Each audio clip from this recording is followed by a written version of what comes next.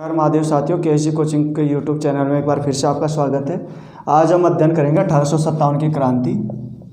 1857 की क्रांति जो कि पहले चरण में हमने एक पार्ट हमने देख लिया और उसमें कल हमने अध्ययन किया था 1857 की क्रांति के कारणों का। कारणों पे चर्चा करें तो इसके 4 कारण बताए थे। कौन कौन से बताया था? पहला कारण कौन सा बताया था? राजनीतिक कारण।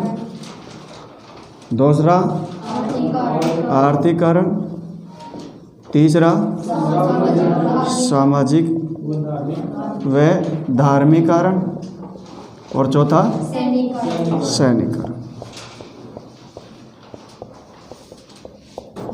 राजनीतिक कारणों में अगर क्वेश्चन आता है तो चूंकि हमने जो पहले ही जो ब्रिटिशों की जो प्रभुसत्ता के सिद्धांत थे, जैसे हड़प नीति, इसमें सबसे जो इम्पोर्टेंट है हड़प नीति। और हड़प नीति में आपको एक क्वेश्चन पूछा भी जा सका है, जो तुम्हारा 1853 में झांसी को जो हड़पा गया था उसका क्वेश्चन हड़पा। उसके अलावा जितने अवध, सतारा, अवध का आपको डेट भी याद रखनी है। ये सभी चीज़ें आप देते हुए आगे चलेंगे। हड़प नीति के बाद में जो सहायक संधियाँ थी, सहायक संधियाँ वो भी काफ़ी अपमानजनक थी राजाओं के लिए, और इन्होंने एक तरह से राजाओं के अंदर बहुत भयंकर निराशा और कुंठा उत्पन्न कर दी थी। सहायक संधियों के अलावा अगर बात की जाए तो मुग़ल बादशाह का जो अपमान था वो भी बड़ा अपमानजनक था मुग़ल बादशाह का। दरअसल क्या हुआ, डलहौजी मुग़ल दरबार में जाता है और मुग़ल दरबार में जाके जो बहादुर शाह जफ़र था उसको दरबार से निकाल देता है और उसे लाल किले से निष्कासित करके और मेहरौली दिल्ली में पड़ता है, वहाँ एक सामान्य घर में रहने के लिए मजबूर कर देता है। अब सोचो, एक हिंदुस्तान का सम्राट एक सामान्य महल में, सामान्य घर के अंदर रहेगा, तो कैसे दुर्दशा के दिन गुजर रहे थे उसके। दूसरी चीज़, मुग़ल बादशाह के लिए उन्होंने कहा कि आपका जो पद है, आपका जो रुतबा है वो सम्मान कर दिया जाएगा, अब तुम काहीं के नवाब हो, और उनको उसका जो पद था वो उठाने की भी उसने धमकी दे दी थी। तीसरी चीज़, इसका जो छोटा बेटा था उसको उसने नवाब की घोषणा करने के लिए धमकी दी थी। चौथा, राजनीतिक कारणों में दिया जाए तो एक ईमान आयोग, ये भी आपको याद रखना है। ईमान आयोग ये दरअसल 1852 में गठित किया गया था। कब गठित किया गया था? 1852। और ईमान आयोग था क्या? ईमान आयोग जमींदारों के विरुद्ध खड़ा किया गया था अंग्रेज़ों के द्वारा। भाई, जो भी जमींदार अपना सालाना टैक्स जमा नहीं करा रहे हैं उनकी जमींदारी छीन ली जाए। तो ईमान आयोग का गठन कब किया गया था? 1852। और उस ज़माने के लगभग ऐसे कहते हैं कि 35,000 जो जमींदार थे, उन 35,000 जमींदारों में से लगभग 21,000 जमींदारों की जागीरदारी छीन ली गई। तो इससे जमींदार वर्ग जो था वो भी एकदम त्रस्त था। तो देखो, राजनीतिक कारणों में हड़प नीति, सहायक संधियाँ, ये मैंने आपको पिछले चैप्टर में बिल्कुल डिटेल से ले लिया था। हड़प नीति में जितने भी लगभग 10-15 राज्य हैं उनका सभी का एक एक का क्रमवश डेट आपको लिखा दी थी ताकि आपको याद रहे। सहायक संधियों में एक एक का, अवध का, इसके अलावा पहली संधि कौन सी, राजस्थान की पहली संधि कौन सी, ये सभी चीज़ें डिटेल से बता दी। मुग़ल बादशाह, ईमान आयोग, ये सभी आपको बता। आर्थिक कारणों में मैंने 2-3 चीज़ें बताई थी। एक, आर्थिक कारणों में एक तो सबसे जो लूट खसोट चल रही थी उससे इतनी आर्थिक स्थिति जर्जर हो चुकी थी कि बंगाल का जो नवाब था मीर जाफर, जिसको बनाया, उसने अपने खुद के बर्तन तक बेच के और फिर अपना गुजारा करना शुरू कर दिया था। तो कहीं ना कहीं आर्थिक रूप से भारत बिल्कुल टूट चुका था। काश्तकार, अब देखो, ये जो लघु उद्योग धंधे थे, माइक्रो जिसे अपन कहते थे, वो एकदम नष्ट हो गए थे। क्यों हो गए थे? क्योंकि उसी टाइम 1800 में औद्योगिक क्रांति आई थी। कौन सी क्रांति आई थी? औद्योगिक क्रांति। और औद्योगिक क्रांति से वृहद पैमाने पर उत्पादन शुरू हुआ। और वृहद पैमाने पर उत्पादन, आप एक बात बताओ, आप किसी कपड़े को सिल रहे हो, सिलने में उसे 2 दिन लगेगा, इस कोट को बनाने में 5 दिन लगेगा। और अगर आप फैक्ट्री में बना रहे हो तो उसे 1 घंटे में बना दोगे। तो वहाँ लागत कम आएगी, तो लागत कम आएगी तो सस्ता मिलेगा, और यहाँ लागत ज़्यादा आएगी तो क्या होगा? महंगा हो जाएगा। तो वहाँ उस औद्योगिक क्रांति ने जो हस्तशिल्प उद्योग था, हस्तशिल्प यानी हाथों से जो बनाते थे, हस्तशिल्प उद्योग हुआ, इसके अलावा कुटीर उद्योग हुआ, लघु उद्योग हुआ, उनको एकदम नष्ट सा कर दिया। और जब ये नष्ट हो गया तो जाहिर सी बात है यहाँ के जो वर्ग था, हस्तशिल्प का उद्योग हुआ, उद्योग वर्ग के, वो एकदम बागी बन के उत्पन्न हो गया। अब आते हैं सामाजिक और धार्मिक कारणों। सामाजिक और धार्मिक कारणों में मैंने कल आपको बताया था कि एक तो इन्होंने, अंग्रेज़ों ने क्या किया कि भारत के अंदर छेड़छाड़ शुरू कर दिया, छेड़छाड़ शुरू कर दी। सबसे पहली छेड़छाड़ कब की इन्होंने? 1813 में। 1813 का अगर अपना एक्ट देखते हैं तो उसमें अंग्रेज़ों ने पहली बार हिंदुस्तान में ईसाई मिशनरियों को धर्म की प्रचार प्रसार के लिए छोड़ दिया। तो ईसाई मिशनरियों को उन्होंने क्या दे दी? अनुमति दे दी। ठीक है। अब इसमें हम एक चीज़ देखते हैं कि ईसाई मिशनरियों को जब वो छूट दे रहे थे तो वहाँ का एक सांसद था जिसका नाम था मैंगलस। क्या नाम था? मैंगलस। उसका एक बहुत प्रसिद्ध कथन भी मैं आपको आज बता देता हूँ। उन्होंने ईसाई मिशनरियों को छूट देते समय ब्रिटेन की संसद के अंदर ये घोषणा की कि जब ईश्वर ने हमारे को, इस परमपिता ईश्वर के आशीर्वाद से जब हमने इतने बड़े सल्तनत हिंदुस्तान को जीत लिया है, तो क्यों ना हम उसके एक सिरे से दूसरे सिरे तक ईसाई धर्म का प्रचार करें, और ये प्रचार करना हमारा सबका कर्तव्य होगा।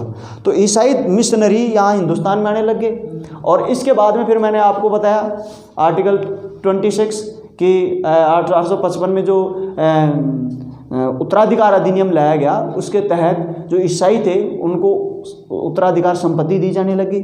तो एक उत्तराधिकारी अधिनियम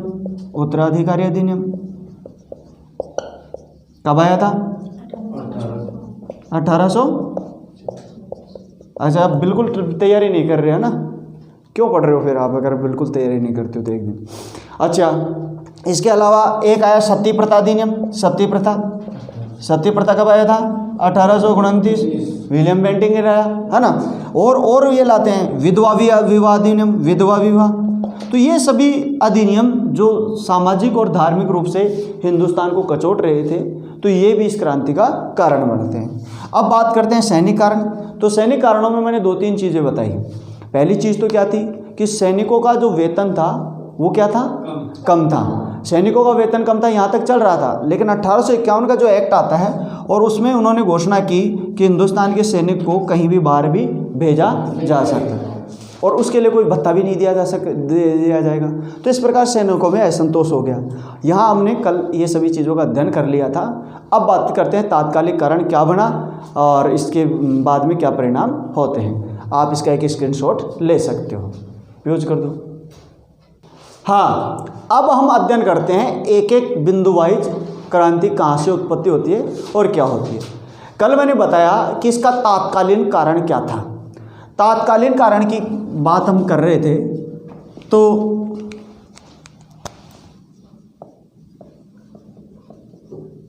उस जमाने में अंग्रेजों द्वारा एक राइफल काम में ली जाती थी जिसका नाम था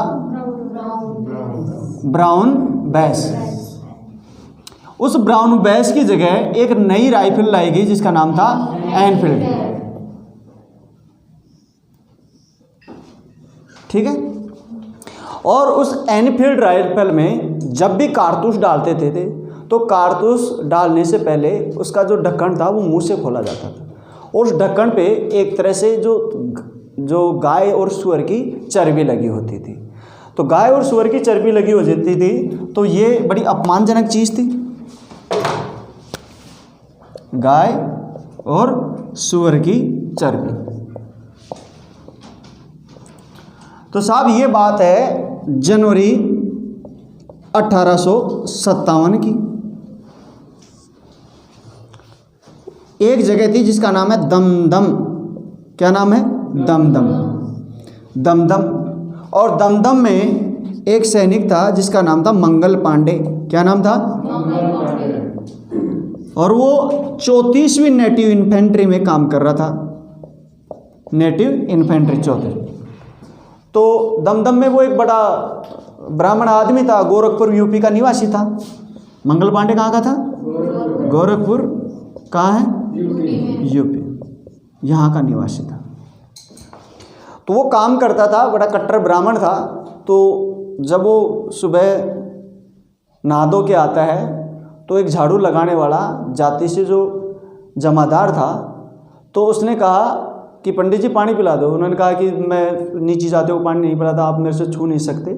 तो उन्होंने कहा कि अभी धर्म तो तुम्हारा कुछ वैसे भी रहा नहीं पंडितों का, और जो तुम गाय और सुअर की चर्बी मुंह में लेके खा रहे हो तो तुम्हारा कौन सा धर्म बच गया।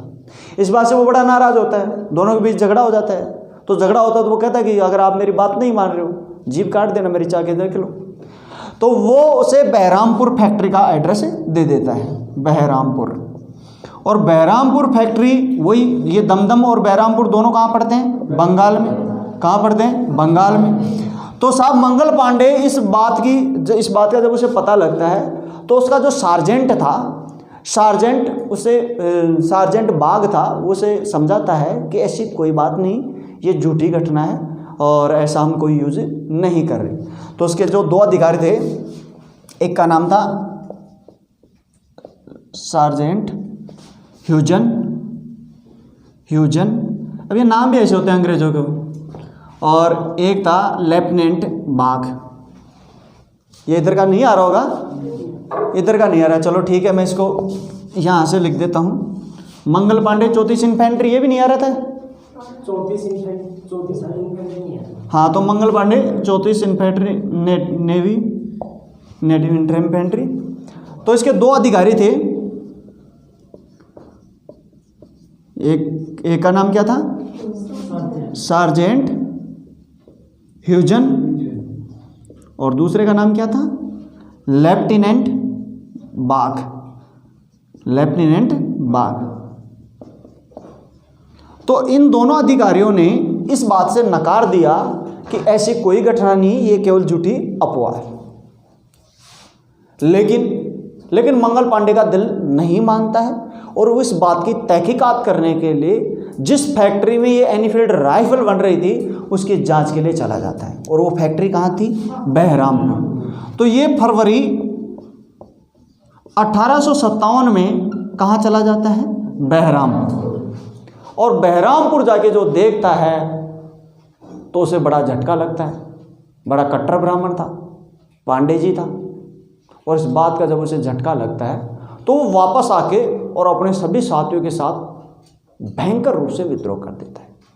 अब जब सेना में जब भी अनुशासन होता है तो देखो सेना में क्या होता है, जो सैनिकों को बहुत बुरी तरीके से मार्शल कोर्ट होता है, वो किसी अन्य कोर्ट का सुनवाई नहीं होती, तो वहाँ पे उसको बहुत बुरी तरीके से दंडित किया जाता है। और दंडित किया जाता है तो इस बात से नाराज होके इसने सबसे पहले अपने जो दोनों अधिकारी थे, सार्जेंट ह्यूजन और लेफ्टिनेंट बाग, इन दोनों की हत्या कर दी। और ये हत्या कब की? 29 मार्च 1857। आप बात समझ रहे हैं?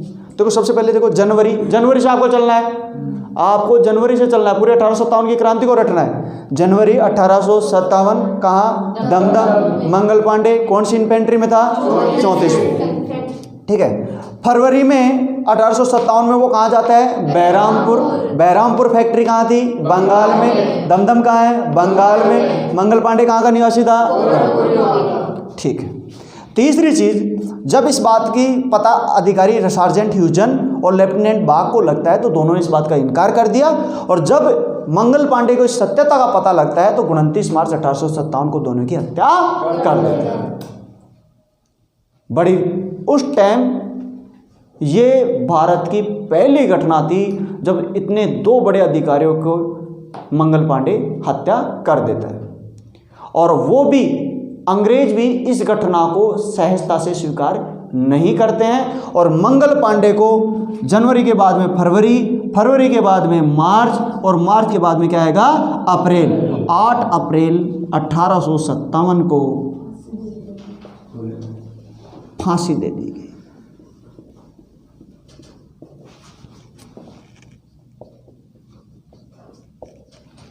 ठीक है। तो उसे खुले में एक बाग था, अच्छा सा नाम था, लाट बाग कुछ नाम था, वहाँ उसको फांसी दे दी जाती। अब यहाँ जैसे उसको फांसी देते हैं, यहाँ से क्रांति का आरंभ हो चुका है। तो ये पहला तात्कालिक कारण था जिससे मंगल पांडे जुड़ा था और यहाँ से 1857 की क्रांति प्रारंभ होती है। अच्छा, अब इसमें एक पॉइंट और आपको याद रखना है, जब ये बिंदु ही चल रहा है तो मैं बताता हूँ। बैरकपुर छावनी जो थी, ये बैरकपुर छावनी का था मंगल पांडे, कौन सी छावनी का था? बैरकपुर छावनी। ये हेडिंग डालना बैरकपुर छावनी। तो बैरकपुर छावनी ने इससे पहले भी एक बार विद्रोह किया था, इससे पहले भी एक बार विद्रोह किया था। और वो विद्रोह कब किया था बैरकपुर छावनी ने? इसने किया था 1824 में। 1824 में जो 70वीं नेटिव इन्फेंट्री जो थी बटालियन, उसने 1824 में विद्रोह कर दिया था। अच्छा, विद्रोह क्यों किया था? 70वीं नेटिव इन्फेंट्री को अंग्रेजों ने बर्मा में जाने का आदेश दिया। कहाँ जाने का आदेश दिया था? बर्मा।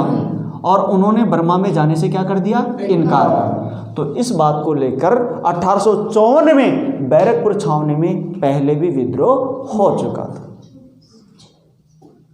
ठीक है, तो आप इसका एक स्क्रीनशॉट ले सकते हैं ताकि वह आगे बढ़ा सको इसको। हाँ, तो एक तो ये 1824 में जो विद्रोह हुआ था वो कौन सी इन्फेंट्री ने किया था? 47वीं ने किया था, 47वीं ने किया था। और दूसरा, इसको जो फांसी दी गई थी किसको? मंगल पांडे को, वो कहाँ दी गई थी? लाट, ठीक है, लाट बागान। ये कहाँ है? पश्चिमी बंगाल। अब इसके बाद में, अब यहाँ तक अब ये बात की जाए तो सबसे पहले क्रांति की शुरुआत कहाँ से हुई? बैरकपुर छावनी से। किसने की? मंगल पांडे ने। लेकिन यहाँ सिर्फ एक व्यक्ति ही कर रहा है, मंगल पांडे ही कर रहा है, पूरी छावनी ने नहीं किया। एक बार क्वेश्चन आया कि सबसे पहले किस छावनी ने विद्रोह किया? तो देखो, अब छावनी की बात देखते हैं। छावनी में अगर देखा जाए तो अपन दूसरे नंबर पे अपन इसको डालते हैं, और उस छावनी का नाम था मेरठ। क्या नाम था? मेरठ। अब मेरठ छावनी की बात की जाए, देखो अपन ने जनवरी भी पढ़ लिया। जनवरी में क्या याद रखना है? दमदम, दमदम। फरवरी में क्या याद रखना है? फैक्ट्री का क्या नाम है? बहरामपुर। तीसरा, मार्च में 29 मार्च को क्या याद रखना है? फ्यूजन या फ्यूजन भी हो सकता है, और बाग। अच्छा, मार्च के बाद में 8 अप्रैल को क्या याद रखना है? कौन सा बाग था? ये मेन कीवर्ड याद रखो। अप्रैल तक अपन आ गए। अप्रैल में ही जो मेरठ में क्रांति की शुरुआत होती है वो कब होती है? 24 अप्रैल। 24 अप्रैल को क्रांति की शुरुआत होती है और वो मेरठ में होती है। मेरठ में जो 3rd LC थी, LC होना तो देशी घुड़सवार सेना होती है ना, देशी घुड़सवार सेना, उसको क्या कहते हैं? LC। तो देशी घुड़सवार सेना जी 3rd LC, उसके 90 सैनिकों ने ये जो चरबी वाले कारतूस थे इनका प्रयोग करने से क्या कर दिया? इनकार कर दिया। अब अंग्रेजों के सामने समस्या। अब देखो, यहां सिर्फ एक व्यक्ति लड़ रहा था, यहां सिर्फ एक व्यक्ति कौन लड़ रहा था? मंगल पांडे। कौन लड़ रहा था? मंगल पांडे। और यहां कौन लड़ रहे हैं? पूरी LC लड़ रही है। तो ये क्वेश्चन यहाँ पे थोड़ा घुमा के पूछा गया, तो आप इसको ध्यान रखना। ये व्यक्ति था और यहाँ पहली छावनी, पूरी छावनी मेरठ छावनी है। ये क्वेश्चन समझने वाली चीज़ है। अब यहाँ आगे चलते हैं। तो 90 सैनिकों ने जब इनको मना कर दिया, बात कब की चल रही है? अप्रैल की। कब की चल रही है? अप्रैल। तो अब इनको क्या दिया जाएगा? अंग्रेज कभी भी किसी बात को आसानी से स्वीकार नहीं करते। तो इन्होंने इन सभी में जो 90 सैनिक थे उनमें 4-5 ने तो माफ़ी मांग ली, बाकी जो 85 सैनिक थे उनको उन्होंने सज़ा सुना दी। 85 सैनिकों को क्या सुना दी? सजा। और कब सुनाई? अब देखो, यहाँ अप्रैल आ गया, तो अप्रैल के बाद में क्या याद रखना है? मई। ये बिल्कुल क्रमबद्ध तरीके से चलेंगे तभी याद होगा। जनवरी, फरवरी, मार्च, अप्रैल से शुरू करो, अप्रैल, मई। ठीक, 9 मई को सैनिकों ने 85 सैनिकों को उनको सजा सुना दी। उनको काल कोठरी में डाल दिया, उनको बुरी तरीके से मार रहे हैं, पीट रहे हैं, मिर्चियाँ पिला रहे हैं पानी की जगह, बहुत बुरी तरह प्रताड़ित कर रहे थे। मेरठ में ही उसी छावनी में जो 3rd LC थी उसी के साथ कुछ सैनिक थे, वो 20 नेटिव इन्फेंट्री के थे। किसके थे? 20 नेटिव। अब सैनिक अभी सभी साथ रहते थे, तो सैनिक रात को पी पा के दारू कहीं बाहर घूमने गए थे, तो वहाँ की मेरठ की औरतों ने उन्हें ताना मारा कि तुम्हारे दोस्त तो अंदर मिर्ची पी रहे हैं और तुम यहाँ दारू पी रहे हो, शराब पी रहे हो, तुम्हें शर्म आनी चाहिए। इस बात से सैनिकों में एकदम जोश आता है और अपनी सभी साथियों को छुड़ाने के लिए 10 मई को वो जो हवालात थी उसके ऊपर आक्रमण कर देते हैं। और हवालदार जो था उसका नाम था हीवेट। क्या नाम था? हीवेट। तो हीवेट ने बिना प्रतिरोध के, चूंकि पूरी 20वीं नेटिव इन्फेंट्री थी और 20वीं नेटिव इन्फेंट्री के 100 सैनिकों के सामने अकेला क्या करेगा, तो हवलदार ने बिना कोई लड़ाई किए ही चुपचाप चाबियां किसको दे दी?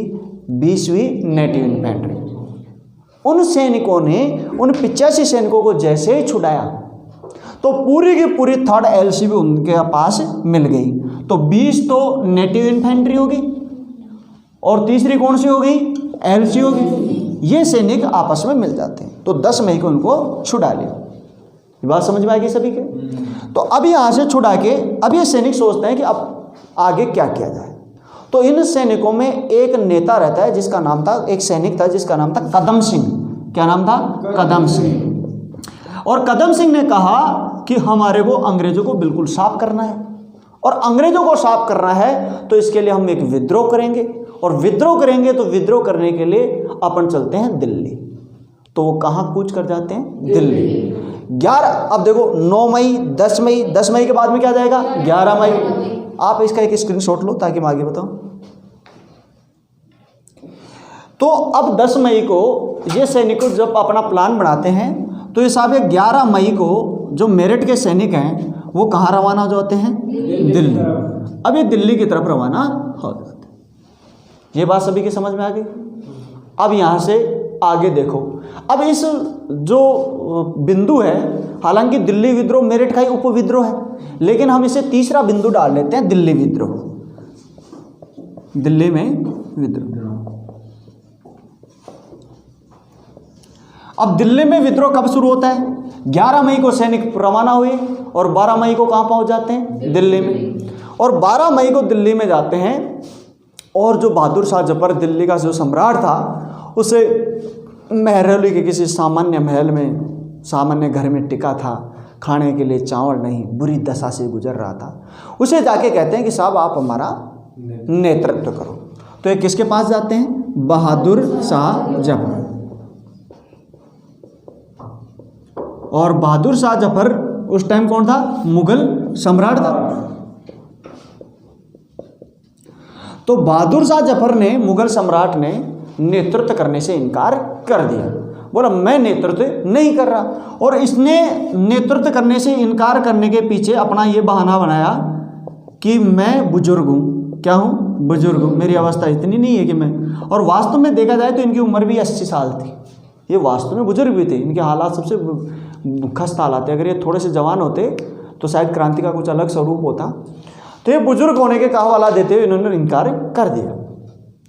अब इनकी घरवाली थी बेगम जीनत महल। क्या नाम था? जीनत। तो बेगम जीनत महल ने इनको समझाया कि देखो जी, अभी भी अपने पास खाने के लिए तो कुछ भी नहीं है, और अगर अपन क्रांति भी करेंगे तो अपना क्या उखड़ जाएगा, तो खाने के लिए तो दाने वैसे भी नहीं है। तो क्रांति के लिए इसको शायद किसने किया था? बेगम जीनत महल। और जीनत महल के प्रयासों से बहादुर शाह जफर तैयार हो गए। तो देखो अब इस क्रांति में दिल्ली के विद्रोह में कौन कौन भाग ले रहा था? बहादुर शाह जफर, बेगम जीनत महल। तीसरा जो इसमें ले रहा था उसका नाम था खान बहादुर खान। खान बहादुर खान। और इसका उपनाम था बख्त खान। क्या नाम था? बख्त खान। ये बहुत बार पूछा जा चुका है। और ये इसका बहादुर शाह जफर का क्या था? सेनापति। ये क्या था? सेनापति। ये था कहाँ का? रुहेलखंड। रुहेलखंड यानी जो वर्तमान का कौन सा है? बरेली यहाँ के सरदार का ये बेटा था।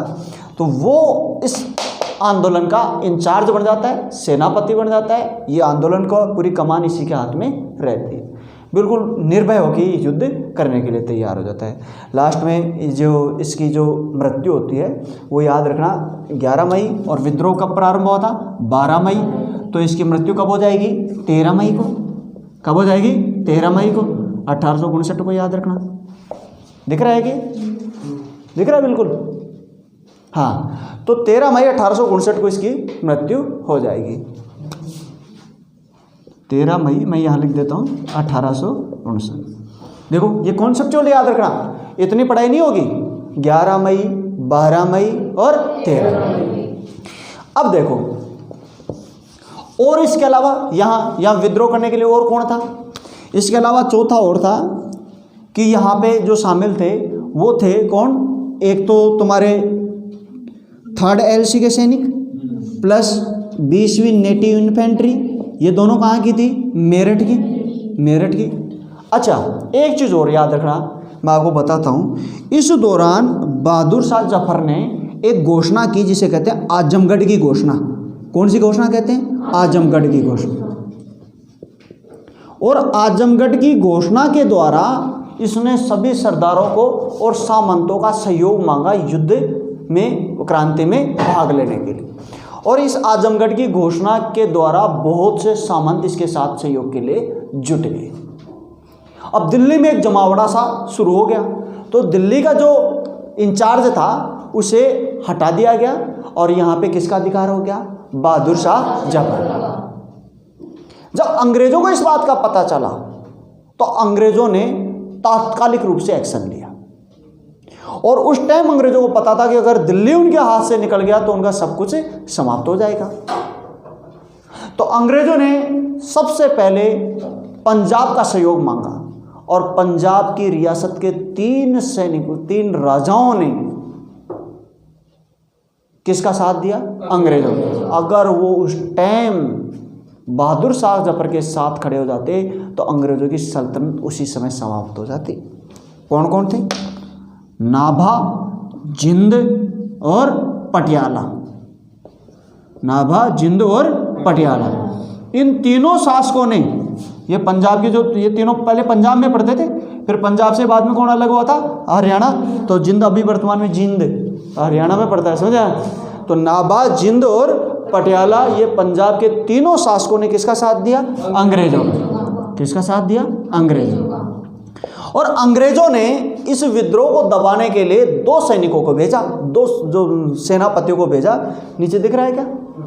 तो एक सेनापति था जिसका नाम था निकलसन और एक का नाम था हडसन। निकलसन और हडसन। अब याद रखना, निकलसन तो निकल गया। जब झड़प हुई, युद्ध चला, काफी लंबे समय से क्रांति चल रही थी, तो निकलसन तो इस युद्ध में, क्रांतिकारियों से झड़प में मारा गया। और जब ये मारा जाता है तो ये बहुत करारी हार थी अंग्रेजों की, और इस हार का बदला लेने के लिए हडसन इतना बेहताश हो जाता है कि ताबड़तोड़ तरीके से देखते शूट एंड साइट, किसी भी कोई भी आ जाए, कई बार तो बिना क्रांति का कोई आम आदमी था उसी को भी मार दिया जाता था। तो हडसन ने ताबड़तोड़ वार करना प्रारंभ कर दिया और हडसन ने 20 सितंबर 1857 को दिल्ली को कब्जा कर लिया। 20 सितंबर 1857 दिल्ली पर कब्जा कर लिया वापस। अब साहब, जब दिल्ली पर कब्जा होता है तो इसके बाद में कौन सी घटना घटित होती है? आप इसका एक स्क्रीनशॉट लो, मैं बताता हूं एक बार। कहां तक आ गए? अब यानी होगी गुंजान कड़ा तक पूछा दिल्ली पर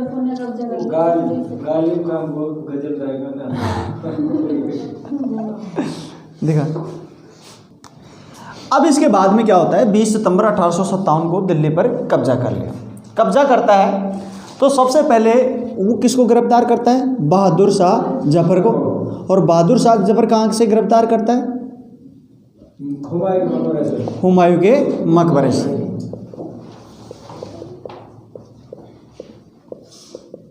हुमायूं के साथ साथ वो बहादुर शाह जफर के साथ साथ वो गिरफ्तार कर लेते हैं किसको, जीनत महल को और इसके दोनों पुत्रों को। एक का नाम था मिर्ज़ा मुगल और एक का नाम था मिर्ज़ा सुल्तान। अच्छा, एक इसका पौत्र था, ये तो इसके क्या थे, पुत्र थे, और एक इसका पौत्र था। और पौत्र को वैसे भी याद रखना, पौत्र मिर्ज़ा अबू बकर रहेगा, अबू।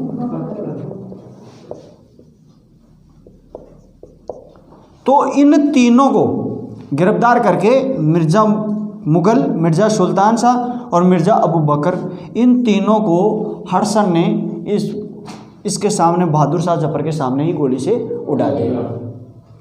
ये सबसे दर्दनाक मौत थी। इससे आप सोच सकते हो कि बहादुर शाह जफर के ऊपर क्या बीता होगा जब अपने सामने ही उसके बेटों को उड़ा दिया जाए, उसके पोतों को उड़ा दिया जाए, उसका वंश में कोई बचे ही नहीं। और यहाँ से बहादुर शाह को गिरफ्तार करके रंगून भेज देते हैं। कहाँ भेज दिया, रंगून। रंगून किसकी राजधानी है, बर्मा की। तो रंगून एक मूवी बनी है, रंगून एक मूवी बनी है, अभी बनी थी, किसकी है वो मेरे दिमाग में नहीं है, आप देख सकते हो, बहादुर शाह जफर के ऊपर ही वो तलवार लेके जाता है वो वगैरह वगैरह। तो रंगून में ही 1862 में बहादुर शाह की क्या हो जाती है, मृत्यु हो जाती, बहादुर शाह की वहाँ पे मृत्यु हो जाती। जब ये विद्रोह चल रहा था तो उसी टाइम मशहूर शायर जिसका नाम था मिर्ज़ा गालिब, क्या नाम था, मिर्ज़ा गालिब। और मिर्ज़ा गालिब वहीं उस क्रांति के दौरान दिल्ली में उपस्थित था और ये बहादुर शाह जफर का खुद का दरबारी शायर भी था। तो जब ये देखता है तो वो बड़ा एक मशहूर शायरी कहता है कि या खुदा मेरे शहर में चारों ओर खून ही खून है, ये खुदा ही जानता है कि अभी क्या देखना, क्या क्या देखना और बचा है। तो ये मिर्ज़ा गालिब, आप इसका स्क्रीनशॉट ले सकते हो। यहाँ पे ये कंप्लीट ना स्टार्ट हो गया।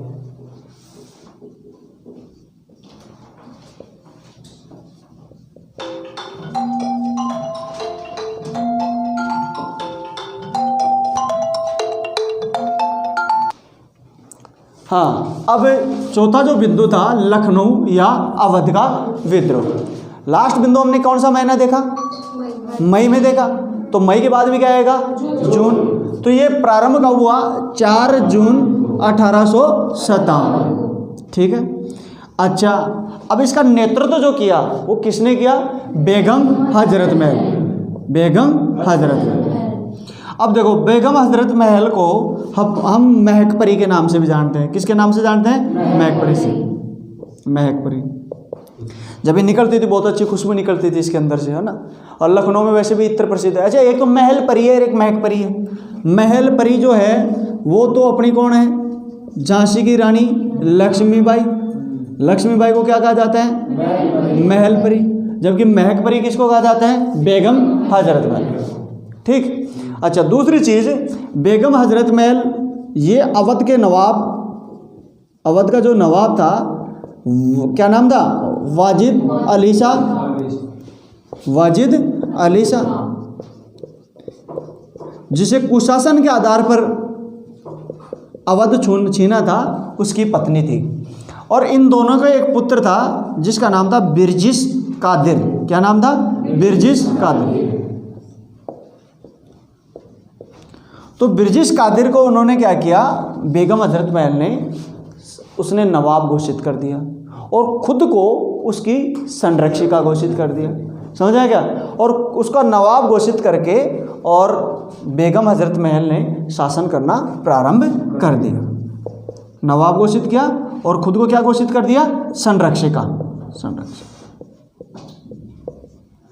अब देखो, उस दौरान क्या होता है कि जब कुशासन के आधार पर इस अवध को छीना था 13 फरवरी 1856 में, तो उस दौरान क्या हुआ था कि 1856 में ही एक एक्ट आया था और उसका नाम था एक मुश्त बंदोबस्त आंदोलन।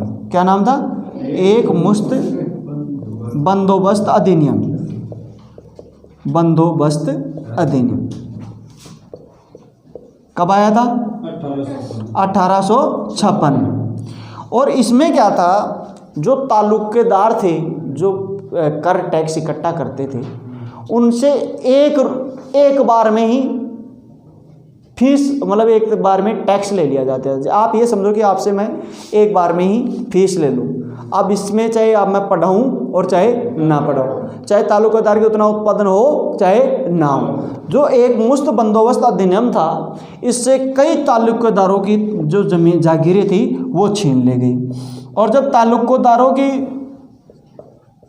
जागीरें छीन ली गई तो वह काफ़ी आक्रोश में थे। तो तालुकेदार आक्रोश के पास आते हैं और किसकी छत्रछाया में इकट्ठे हो जाते हैं, बेगम हजरत महल। अब बेगम हजरत महल की छत्रछाया में इकट्ठे होके ये सभी अंग्रेजों से लोहा लेना प्रारंभ कर दे। तो 4 जून को 1857 को जब उसने क्रांति की घोषणा कर दी तो 2 अंग्रेज अधिकारी आते हैं और सबसे पहले तो लॉरेंस और हेनरी लॉरेंस जो आता है वो युद्ध करते हुए क्या कर जाता है, मारा जाता है। हेनरी लॉरेंस याद रखना। ये 2 अधिकारी और आए थे। हैवलॉक हार के चला जाता है। हैवीलॉक था और लखनऊ के ऊपर हैवीलॉक आएगा तो वो हार के चला जाता है। हैवलॉक के बाद हेनरी लॉरेंस क्या कर जाता है, मारा जाता है। हेनरी लॉरेंस क्या करता है, मारा जाता है। तो ये याद रखना, हैवलॉक।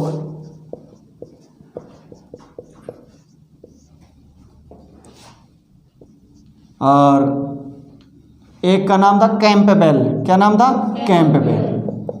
और कैंपबेल जो है वो वापस अवध के ऊपर अधिकार जमाता है और जब अधिकार कर लेता है तो यहाँ से निकल के बेगम हजरत महल अपने बेटे ब्रिटिश कादिर के साथ कहाँ चली जाती है, नेपाल में जाके, और वहीं पे उसकी मृत्यु हो जाती है।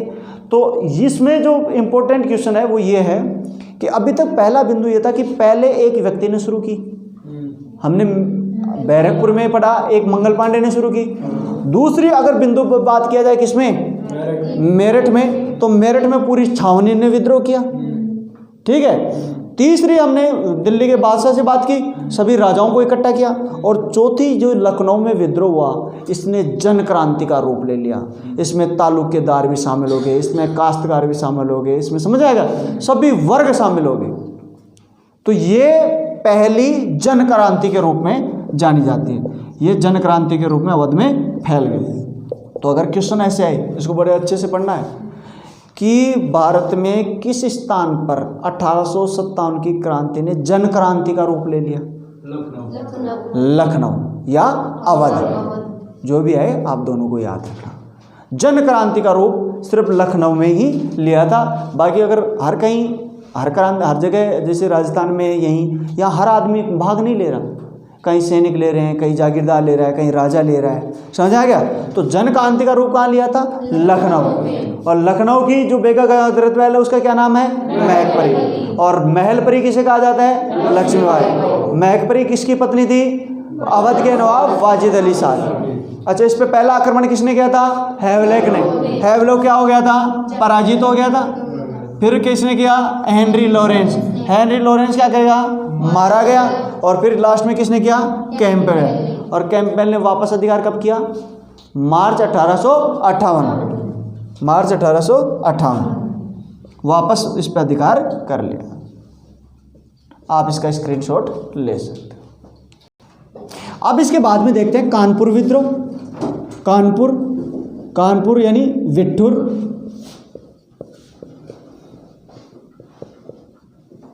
विद्रोह अच्छा कब हुआ, 5। तो देखो अभी तक हमने देख लिया 4 तारीख हो गई, 4 जून हो गया। 4 जून में कहाँ हो गया था, लखनऊ में। तो अभी कहाँ आ जाएगा, 5 जून 1857।